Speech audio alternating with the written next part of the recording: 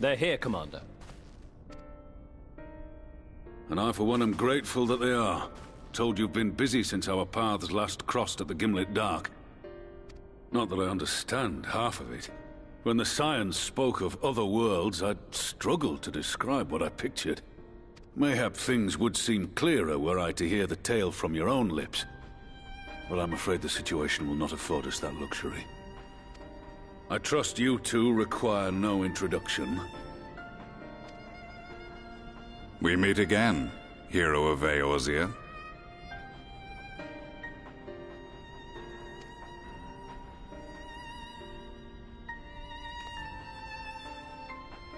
Must we repeat this ridiculous display?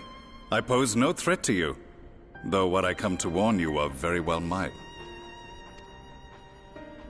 Had he meant to do us harm, I hazard he would have kept to the shadows, and brought more than 2 companions. We need not pretend to be the best of friends, but I hope we can put aside our differences for the present.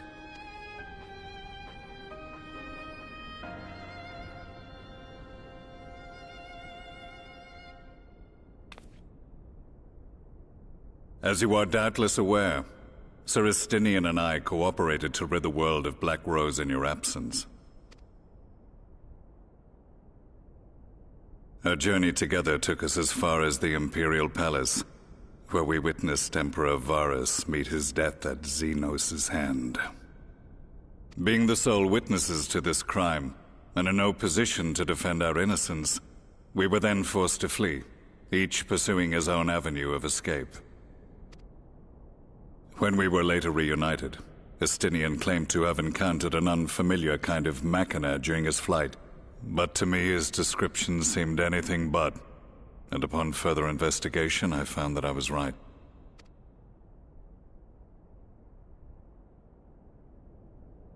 The Empire is developing a new Ultima weapon. What, that Allagan monstrosity, created to vanquish primals? With which you yourself once thought to conquer Eorzea? The same. In my foolishness, I sought to harness its power, and became the Ascian's pawn in so doing. But you know as well as I how that tale ended. The weapon itself, excavated from beneath this very city, was destroyed ere we could fully unravel its secrets, and that should have been the end of it.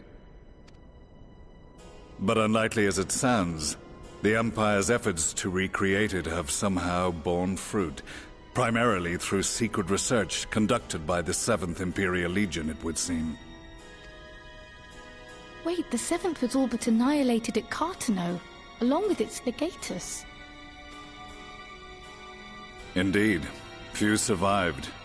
The 7th, as it is now, has little in common with the Legion led by Vandanis, and its leadership has changed hands several times since.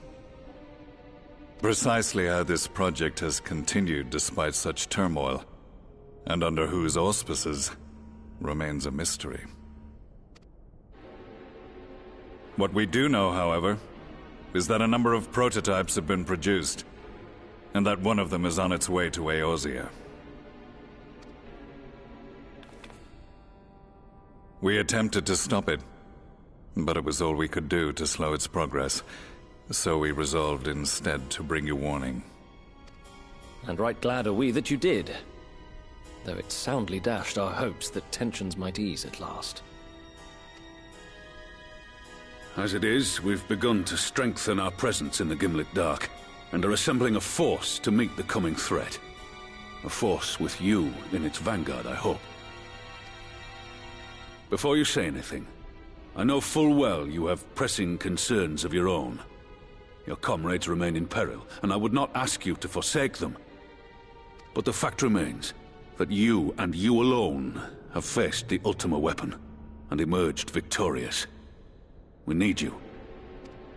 And so, when the time comes, if your comrades can spare you, I bid you lend us your strength. I've assigned an officer to await your word. The Ascian's downfall was to be the work of my remaining days, But it was my hand that kindled these flames, and I cannot allow them to spread any further.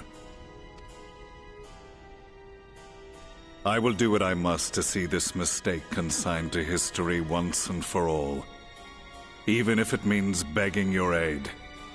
The fates will enjoy the irony, even as I endure the ignominy.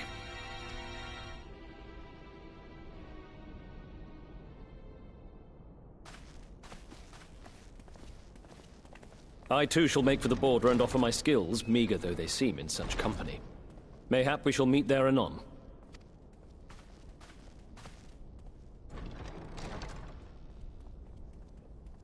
Though we can ill afford to ignore the coming of a new Ultima weapon, our friend's plight grows ever more precarious, and none save you can join them in the first. I only hope you are not forced to make a choice.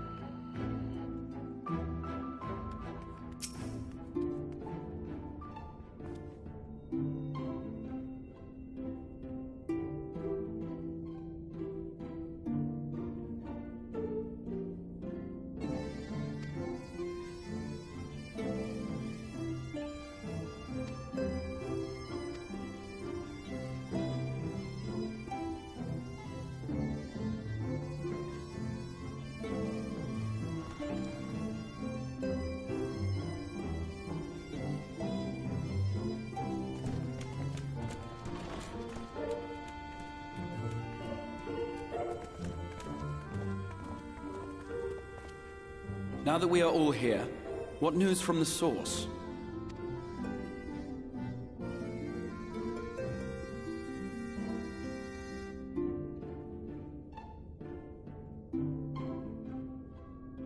A new Ultima weapon? We must count ourselves lucky that Gaius has pledged his assistance. While this is indeed a worrying development, I think the state of the Empire as a whole greater grounds for concern. With the Emperor slain and Xenos returned, it is impossible to predict how matters will unfold in Garlemald.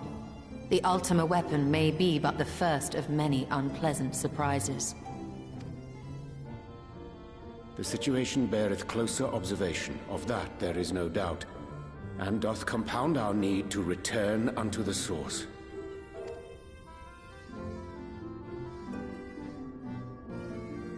Then let us address that issue. Our long search for a means to see you safely home may well be nearing its conclusion. Thanks in large part to Urianger and Beklug's invaluable insight, we have succeeded in fashioning a vessel for the journey.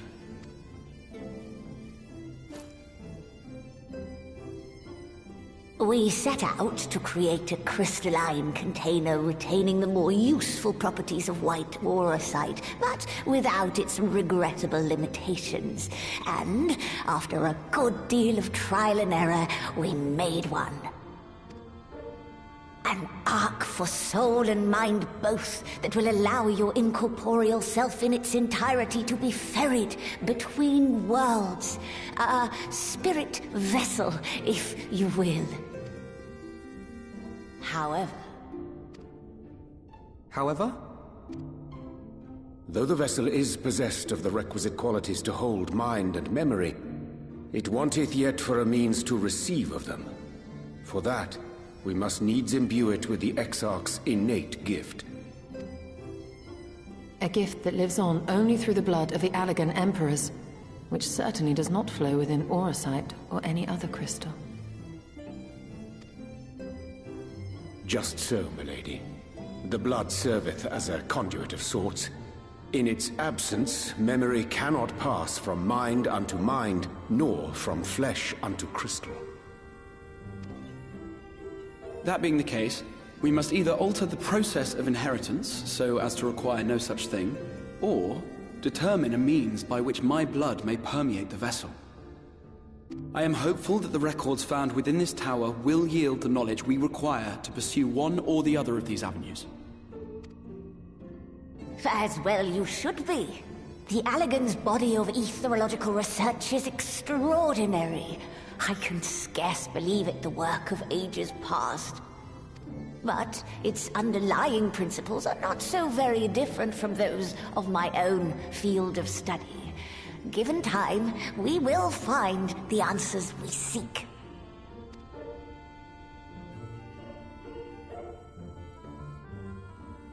I know that you can ill afford to wait, and it pains me that I must ask you to do so. I can only reaffirm my promise to you that a solution will be found. Whatever it takes, I will see you safely home.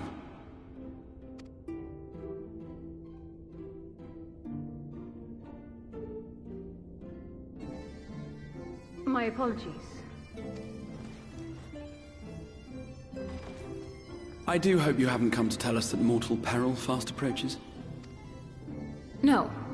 I had hoped to speak with the Warrior of Darkness. But there is no need to cut short your meeting on my account. I will be waiting outside.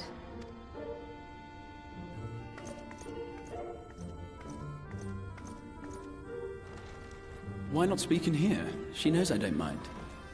Unless she didn't want to. Perhaps I might accompany you. Though I am woefully ill-qualified to assist in the Exarch's research, I may yet be of some use to Lena.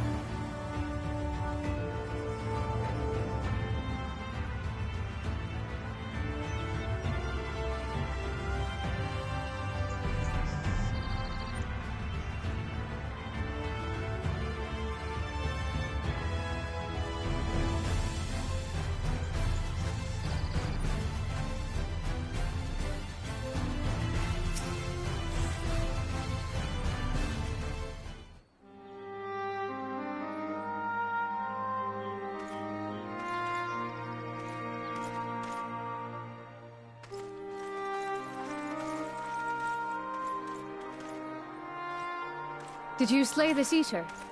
Your orders were to await the main force before engaging. No, Captain. It wasn't us, I swear it. A man came out of nowhere and cut it down before we knew what was happening. By himself? Certainly it is no light warden, but nevertheless. It's true. Felled it with a single swing of his axe, he did. I've never seen anything like it. So I says to him, "Who are you, the warrior of bleeding darkness?" And he says, "No, I'm a warrior of light." And that was it. Buggered off as quick as he came. A warrior of light? Why would someone go around calling himself that, though? It was those bastards who caused the flood. I mean, if you were going to pretend to be anyone, it'd be him, the warrior of darkness. Eh? Oh, I didn't know. It's an honor.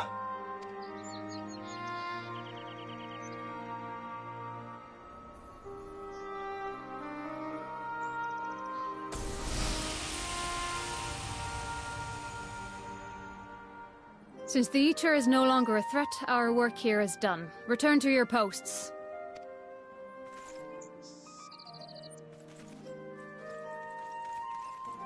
I had hoped to fight at your side today. But I'll continue to follow your example, and may we meet again.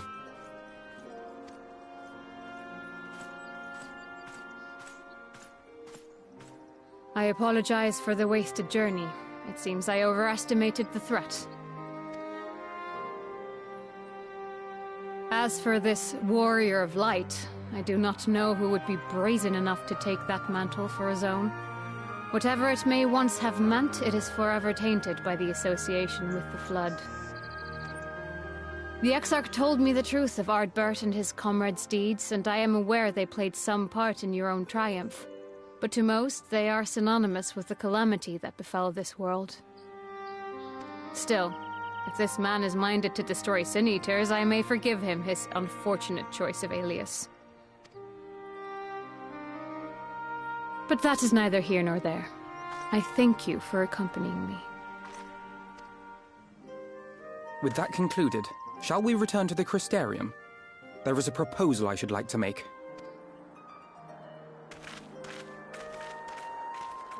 Forgive me. There is one more thing. A personal concern of mine. I had hoped you might have a moment to speak privately. Take your time. I shall go on ahead.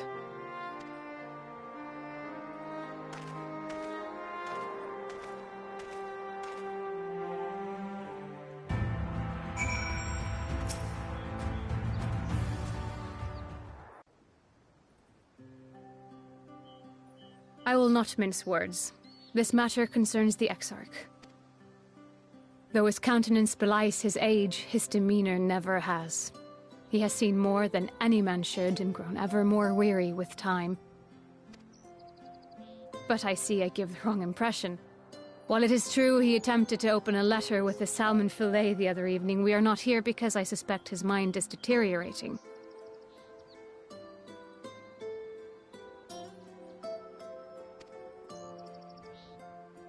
Nor do I believe him to be so maddeningly unconcerned by the prospect of his own death as he once was. Indeed, the opposite is true.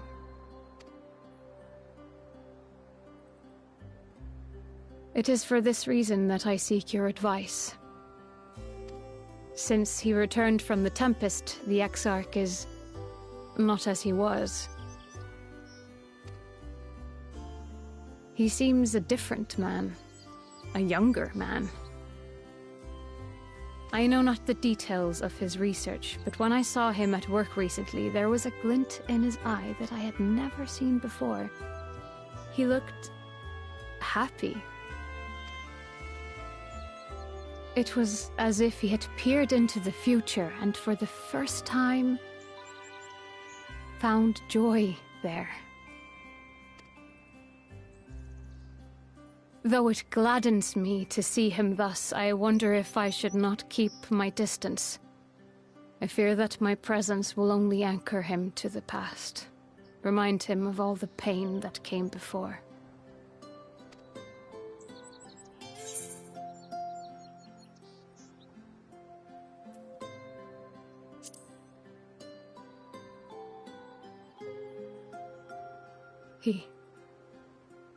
Are you sure? Then perhaps we might remain as we were. As we have always been. What a relief. In that case, I will have to speak with him about the amount of time he is spending at work. This research is important, I know, but if he refuses to consider his own health, I will have to consider it for him.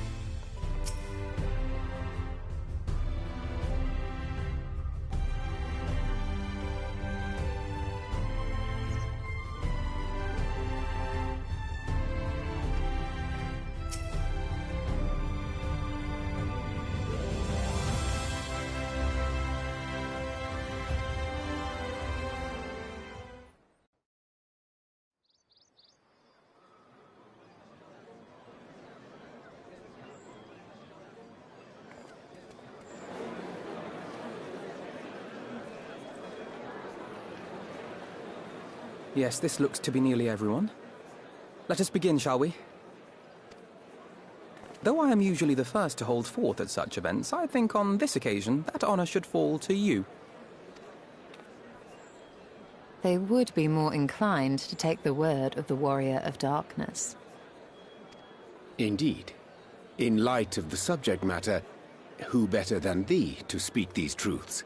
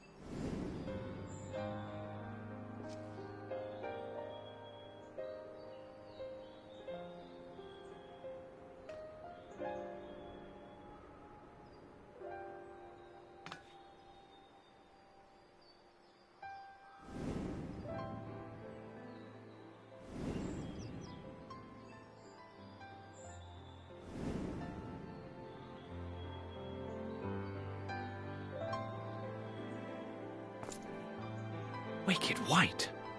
The Warriors of Light did all that? So they never... I mean, they only ever wanted to help. And when everything they'd done turned to ash, they still carried on. They gave everything to stop the flood. First their lives, then their souls.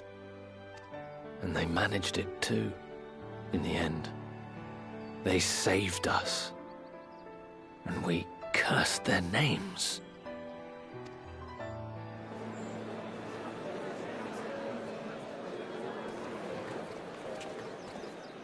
This should go a long way towards clearing the air.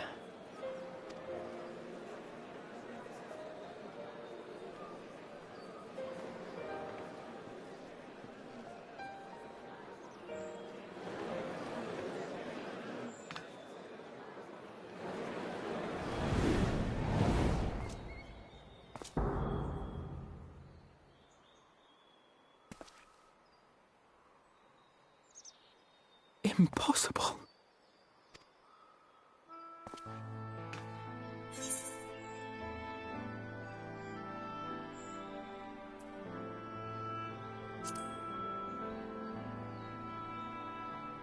I definitely see something. You don't think it's a ghost, do you? Nay. Yonder standeth no bloodless apparition, but a warrior of light and darkness both. Ardbert. What in the world?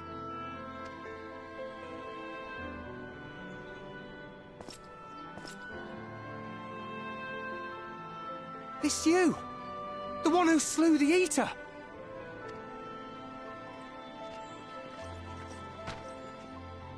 That it should be the Warrior of Darkness who brought the truth to light. You've saved me a fair bit of time. Though I have a few words of my own to say, if I may.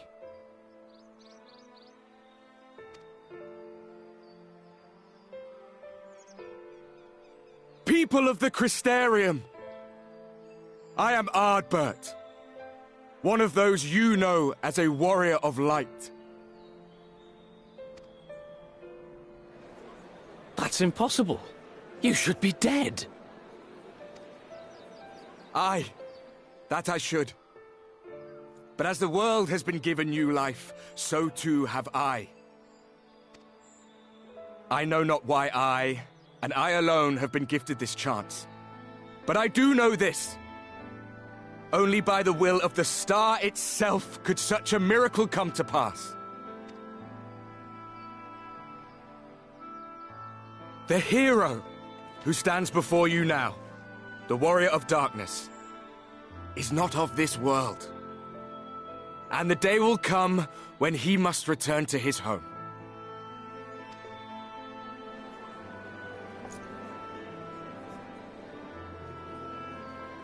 But this land is our home. And if it is to remain so, now and forevermore. It is we who must protect it. The time to rely on saviors from afar has passed. It is you who must rise. You who must become the new Warriors of Light! What? Us? Warriors of Light?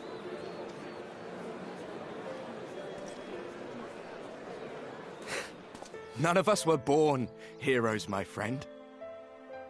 I was only ever a man with a thirst for adventure.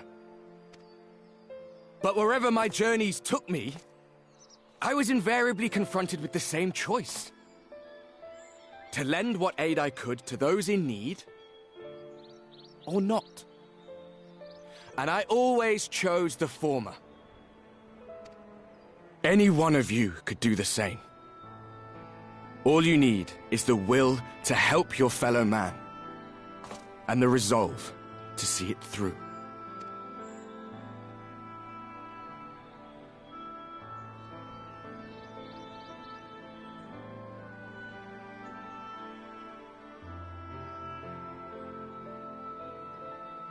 From thine own lips did we learn of Ardbert's fate, and by thy countenance I gather thou art not inclined to recant thy testimony. Yet whosoever this man may be, his words hold truth and resonate with the citizenry besides. For us to voice our doubts here and now would serve but to sow disquiet. 'Twere better we retired unto the ocular and there discuss this matter in private. Go. I will stay here and watch.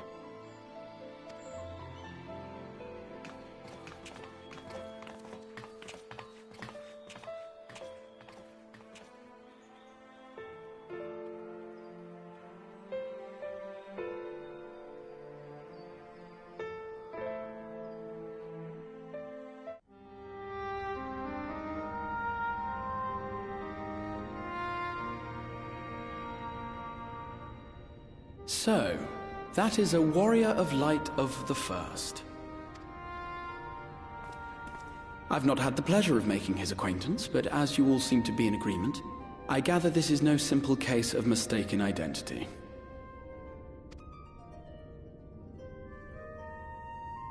As far as I was able to discern, that was indeed Ardbert.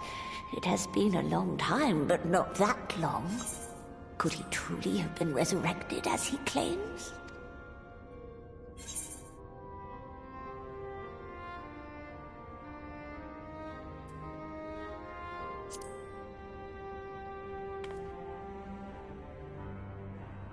Ardbert did entrust his very soul unto thee. I see no reason to question thy judgment. Nor I. To my eyes, your ether burns as brightly as the day you slew Emmett Selk. That is proof that he is with you still.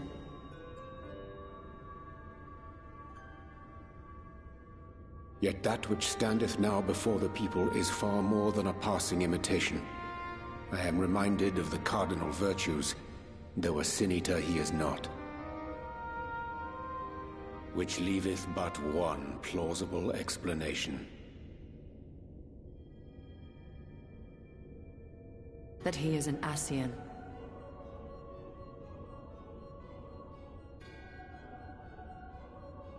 Given their fondness for posthumous possession, I would have to agree. From what I understand, the Warriors of Light were laid to rest in Yulmore by those whom they had aided in life. At the time, some few still remembered them as heroes. Needless to say, 4 of them were subsequently exhumed to serve as the virtues. And if one knew where to look, Ardbert too would not have been difficult to find. Assuming then that this is indeed the work of an Ascian, my mind inevitably turns to the last remaining paragon to survive the Sundering.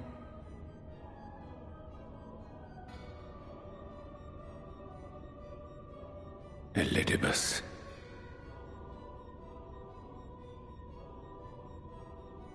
That Xenos hath reclaimed his own flesh is known. Thus evicted from his borrowed form, and cognizant no doubt of Emmett Selk's failure here in the First, 'Tis quite possible the emissary chose Ardbert for his next vessel. Inhabiting the flesh of the fallen? My, that is unsavory. And they do this often, you say? Verily, for they possess no corporeal forms of their own. In what one may term their natural state, none save those gifted with the echo can perceive them. Indeed, when Elidibus intruded upon the waking sands, his presence did go unmarked by all save Ninfilia and the Warrior of Light. On that occasion, I myself remained ignorant of his coming until after his departure. It was only at a later juncture, when he deigned to appear before me in borrowed flesh, that I was finally able to take the measure of him. In such puppetry do the Ascians engage when they seek to influence the course of history. And they have gained much by it. Emmett Selk single-handedly built the Garlean Empire in this manner, while the Hebrea came close to conquering Eorzea, having taken possession of Thancred's living body. Yet it must needs be noted that the Ascians cannot avail themselves of all mortal vessels. For were they able to do so, none would serve as a better pawn than our own redoubtable champion. Mayhap the blessing of light shieldeth Hydaelyn's chosen from Ascian influence. Or mayhap other forces are at work. We cannot say for certain. Whatever the reason, I hope it holds true. I dare not contemplate what might come to pass otherwise. Is it not peculiar, then, that Ardbert's mortal remains should be susceptible, given that he was once a warrior of light?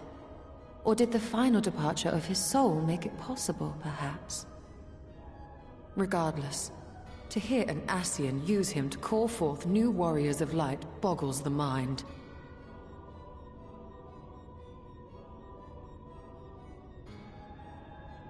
Elidibus hath ever been an enigma, his ostensible purpose being to preserve the balance between light and dark.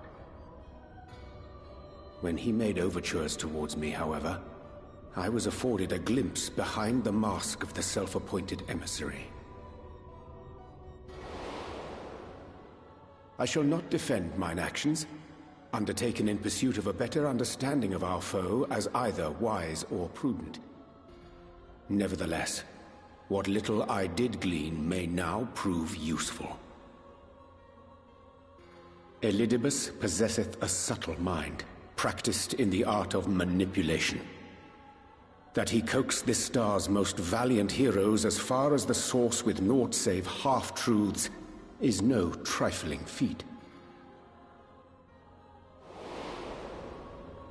And now, I believe, he doth employ his skills once more to some as yet unknown end. Though naught is certain, should my suspicions prove true, we shall have need of all our wits if we are to uncover and thereafter thwart his plot. Agreed. 'Tis plain that simply speaking out against him will not avail us. At best, it would only serve to confuse the people. And I would hesitate to do anything which might tarnish Ardbert's reputation once more, nor yours by association.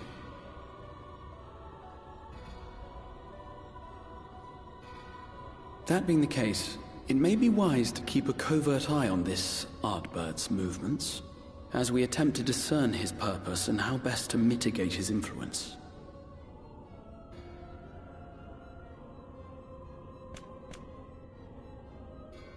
His performance appears to have concluded.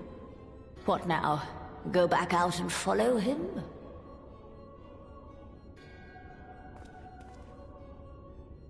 'Twould appear Master Alphino already hath pursuit in mind, and I suspect one pair of eyes shall better serve our cause than half a dozen. Let the rest of us maintain an inconspicuous distance, for the present at least.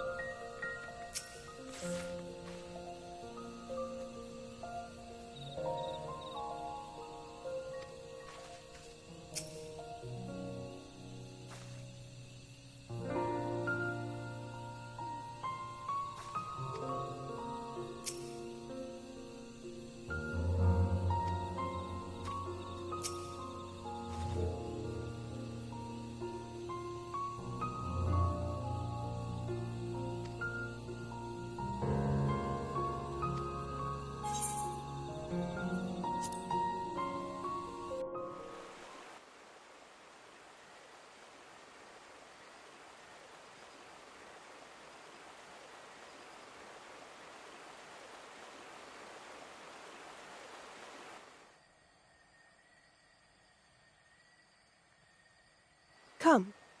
Our new discoveries are to be found this way.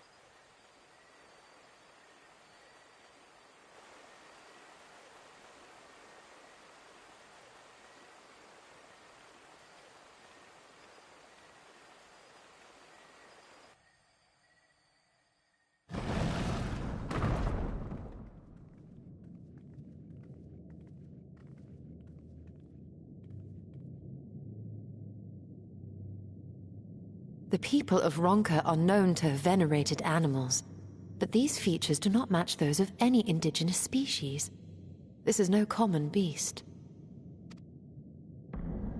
Though that much is plain from its proportions. Lifelike, is it not? One could almost imagine it breathed.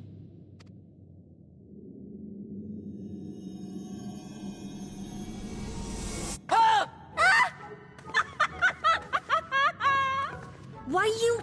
Ugh.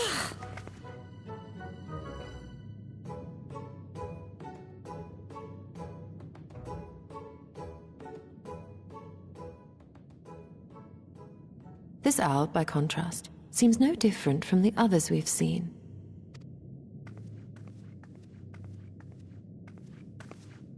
The sealed door lies ahead.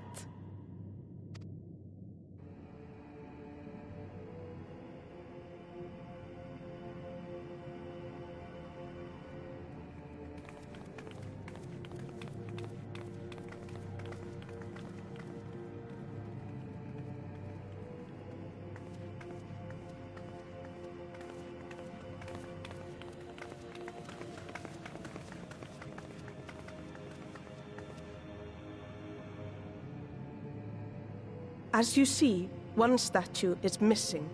I expect we are meant to replace it as before.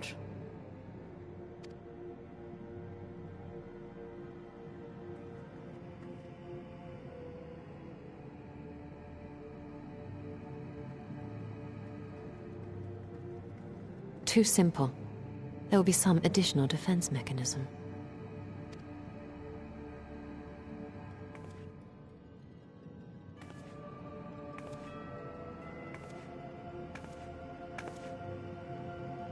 Just a moment. There are words carved into the stone.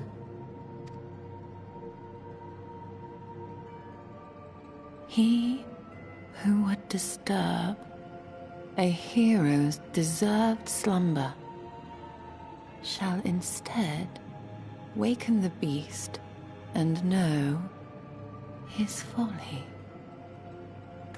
Wait! Don't!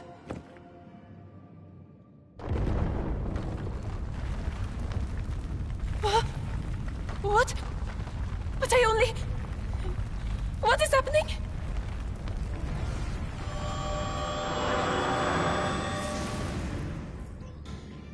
Oh no, oh no, oh no, oh no, it lives!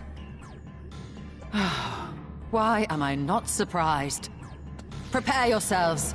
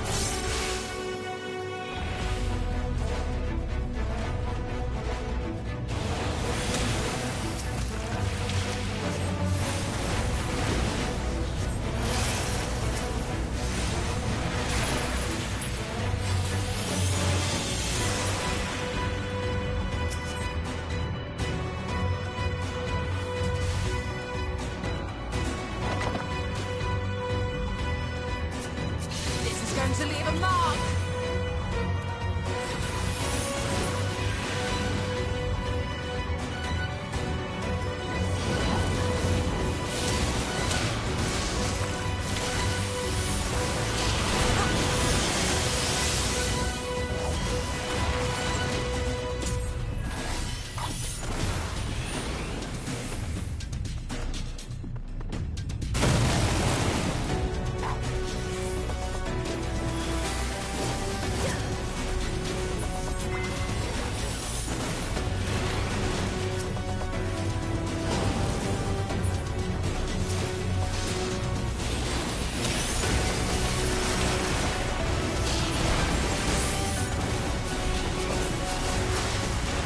Let us see how you handle this!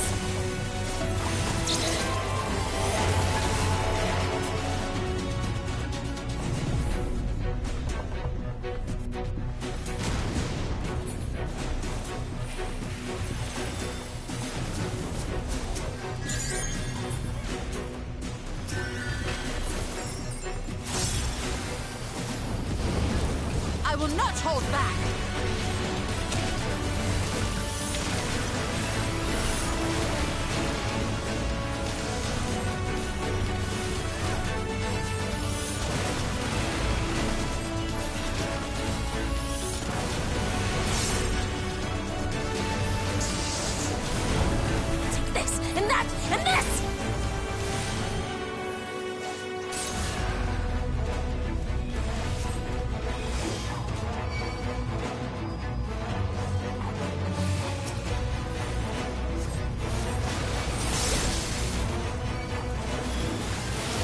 Gloves are off.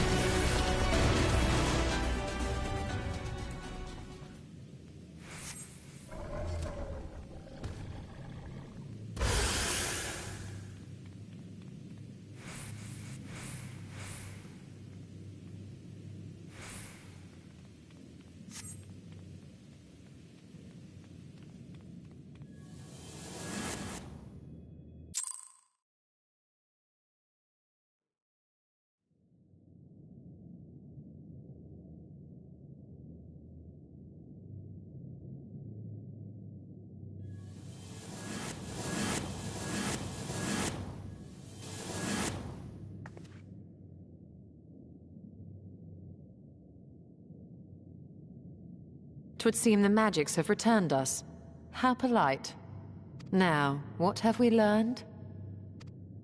Ah, we were bound to run into a living statue eventually. And now we can open the door.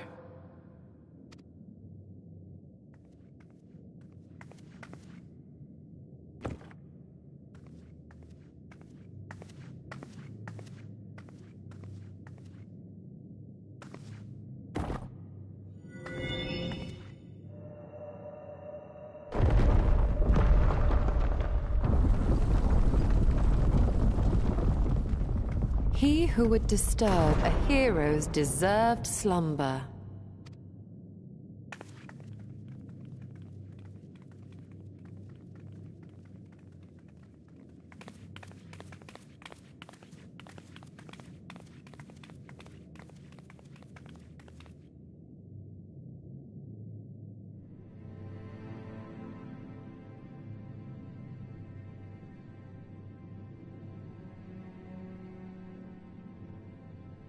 A tomb, just as I thought.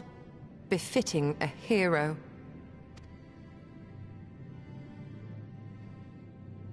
She is Vis. Could it be the Archmage Tiuna?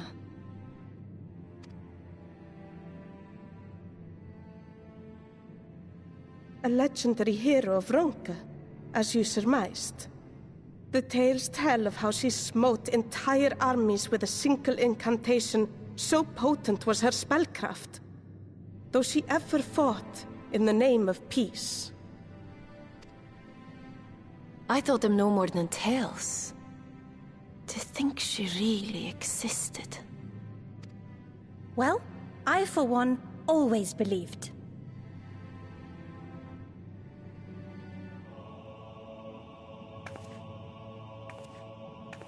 I wonder.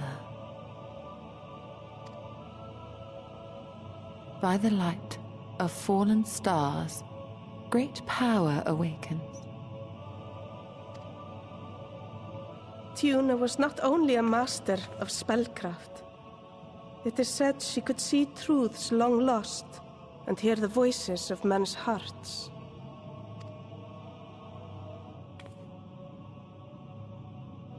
Naught less than the echo. In which case, none of this is mere coincidence.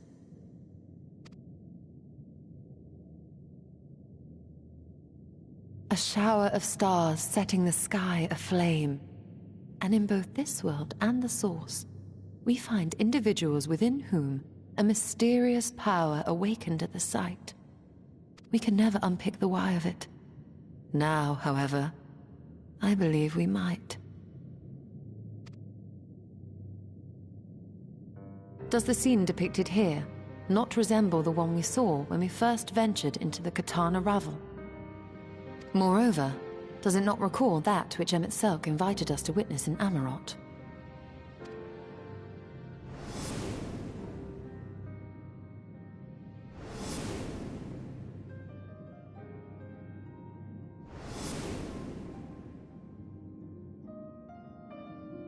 The final days. If, as the Exarch's research suggests, soul and mind share a fragile yet profound bond, might it not be possible for an event to leave such a deep imprint upon the soul that it could be perceived eons later, given a suitable trigger? The echo defies explanation by conventional etherological theory, or shall we say modern etherological theory. But if it is a power that once belonged to the ancients, to souls yet undivided,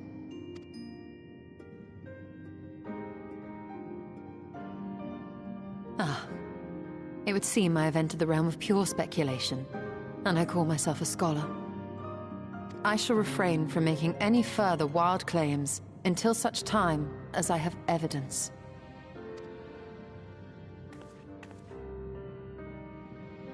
Still, I cannot choose but be reminded of our experience in Amarot.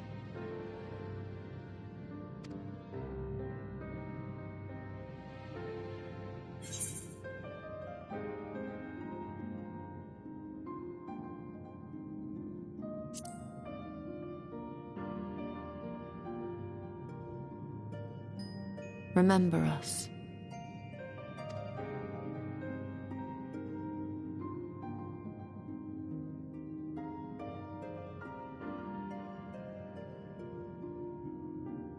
History is learned, not lived.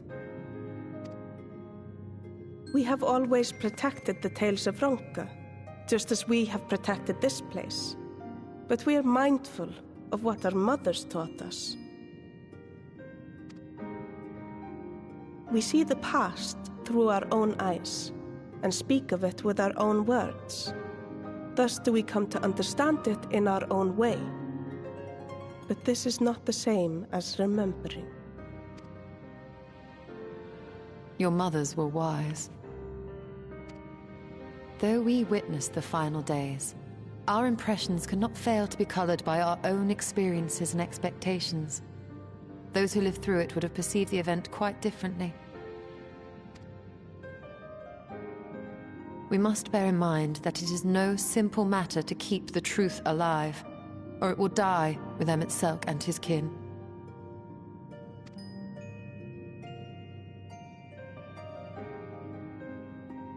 But we have disturbed Tuna long enough. Fanau will serve similarly well as a venue for our contemplations.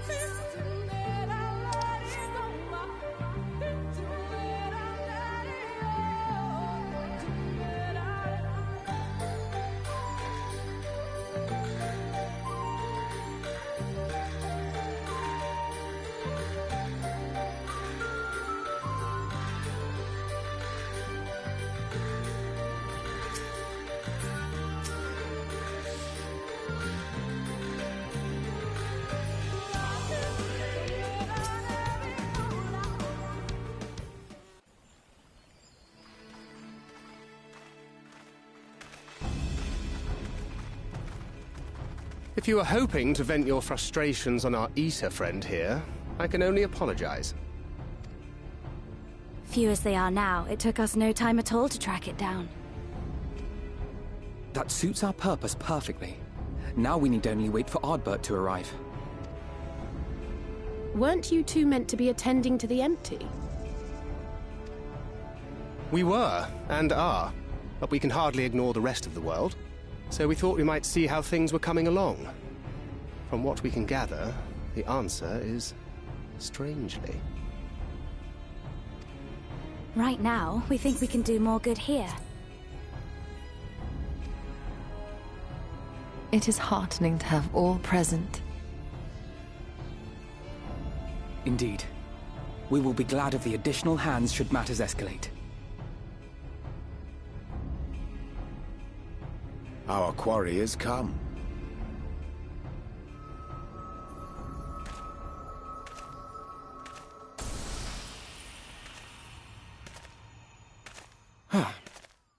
It seems I've lost this particular race.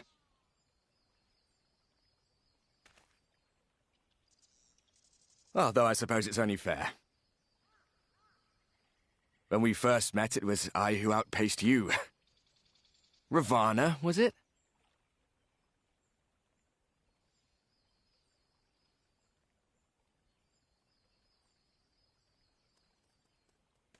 But where are my manners? I wouldn't be here were it not for you, and I have yet to say a word of thanks.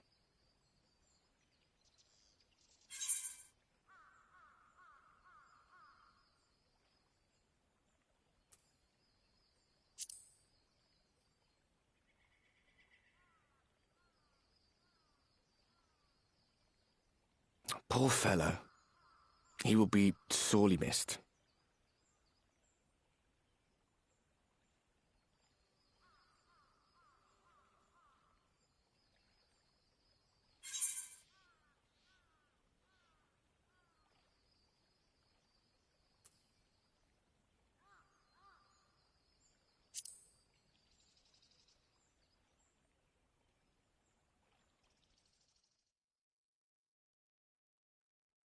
Very well. Let us forego this pretense.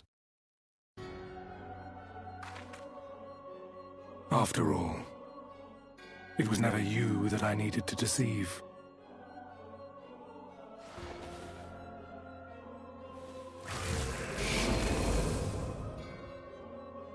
Yes, it is I, Elizabeth. Through your time in Emet-Selk's imitation of our home, I dare say you have gained a better understanding of my role since last we met. Not that it matters.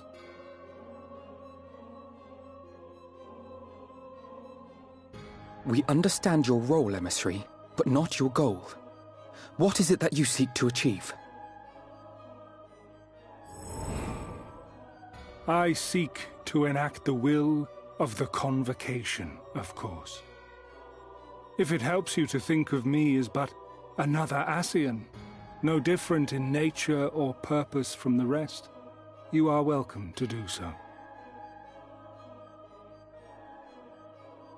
Once, I would have said your goal was destruction alone. Now I understand that you fight for something you love, just as we do. Yet though we seem doomed to clash, I bid you consider Emet-Selk's final words. Remember that we once lived, he said. Had he not seen some glimmer of hope in our kind, I do not believe he would have spoken thus.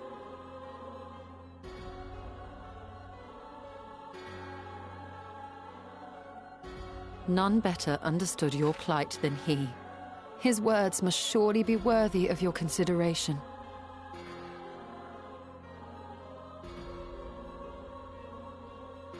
Emet-Selk. How very unlike you to err so gravely. That one should stray at the end of so onerous a path is understandable, but I had thought you above Such weakness. Mayhap you thought the same. Would that I had been present to offer correction.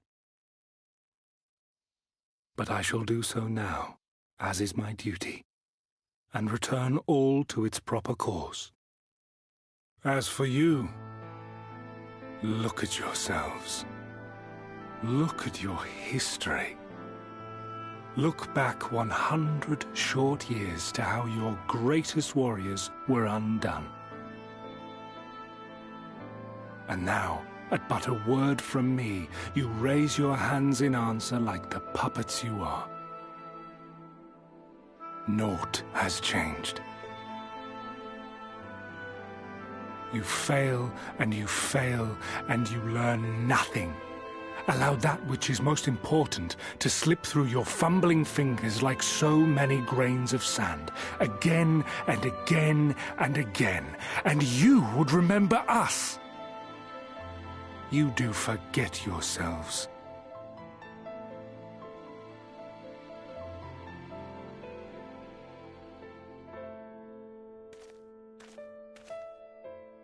There is no common ground to be found between you and I, nor do I require any. I have my duty. Wait!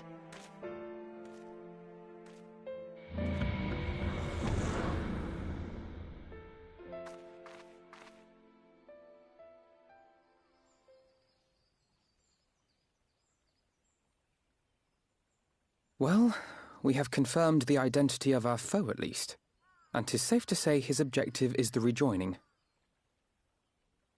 But we still have no idea how playing the part of a warrior of light will further his cause, nor why he would spur others to do the same.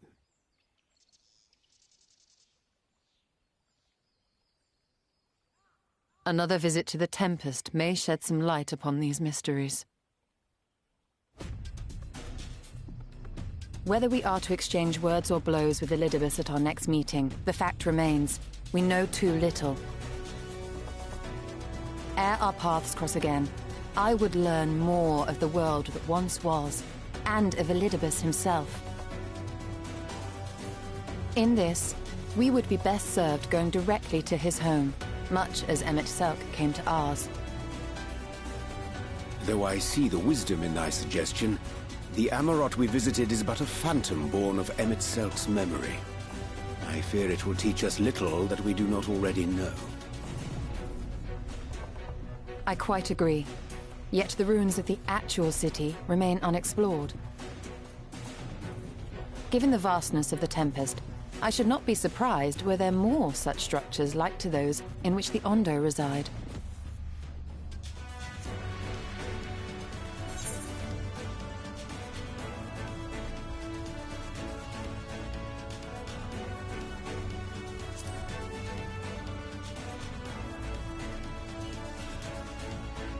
A man after my own heart. Assuming we are all in agreement, then I suggest we first pay a visit to the Ondo. If anyone can tell us where more ruins are to be found, it is them.